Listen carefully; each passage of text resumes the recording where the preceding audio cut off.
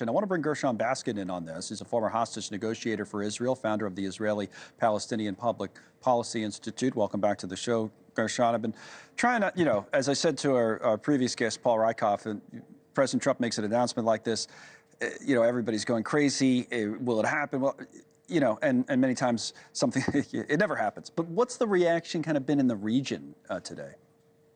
I think it's been a reaction of shock in how one can imagine moving more than 1.5 million people from their homes, from their homeland, to countries that are not welcoming them, have said very clearly that they will not accept them. They see this as part of the plan of ethnic cleansing of the Palestinian people from their homeland. It's a non-starter for almost everyone in the region except the current Israeli government, who celebrated President Trump's delusional idea.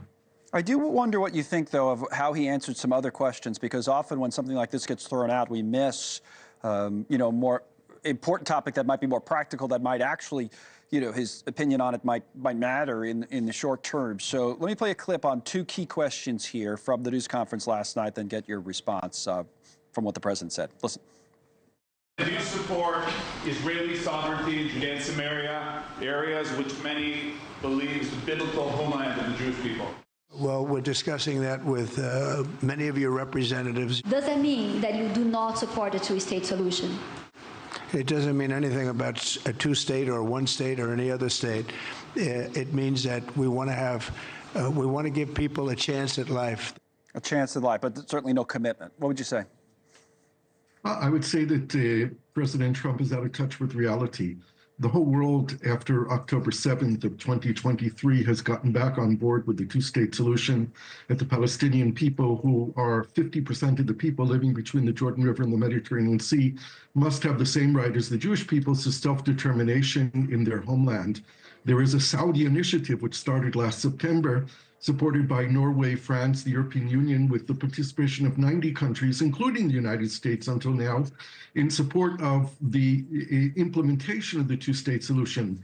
That requires Israel not to be able to annex the West Bank or any part of the West Bank, or to continue building settlements in the West Bank or in Gaza. It requires Israel to recognize that it's not going to have normalization and peace with Saudi Arabia unless it agrees to a Palestinian state next to Israel. I think this is beyond the ability of Prime Minister Netanyahu to accept, but this is the reality that we live in. We have to understand from this war in Gaza, this horrible war, that we can't keep doing this. We've been doing it for 100 years. It has to end. Speaking of Netanyahu, his reaction last night was interesting, in terms of, it was clear that even Trump was going further than he anticipated. Here's the Prime Minister.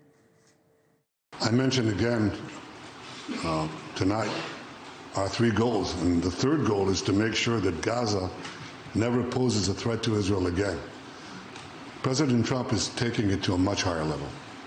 He sees a different future for that piece of land that has been the focus of so much terrorism, so many attacks against us. So what do you think, Gershon, is next here? I raised the possibility earlier that when President Trump puts something like this out there, that he might be throwing it out there so someone else in the region counters with a plan that's seen as more acceptable. What do you think is going to happen next? Well, I hope that's what happens. So right now we have to focus on the immediate, and the immediate is the negotiations continuing between Israel and Hamas on ending the war in Gaza, on bringing back the rest of the Israeli hostages, on figuring the day after. We really need to discuss who's going to govern Gaza on the day after the war, not Hamas, and not the evacuation of the Palestinians. Who should? The responsible Palestinian government needs to be there in order for us to end this war and have Israel withdraw from Gaza. Oh, so again, how would you, the mechanics of that, because that's what the president's talking, we'll take it over, the mechanics of what should actually happen are what, in your view? Well, Steve Witkoff, the emissary for the president, is in charge of the negotiations between Israel and Hamas, together with the Qataris and the Egyptians, and he seems quite intent on making sure that phase 2 of the current ceasefire deal be negotiated, that this negotiation leads to a permanent ceasefire in Gaza and end of the war.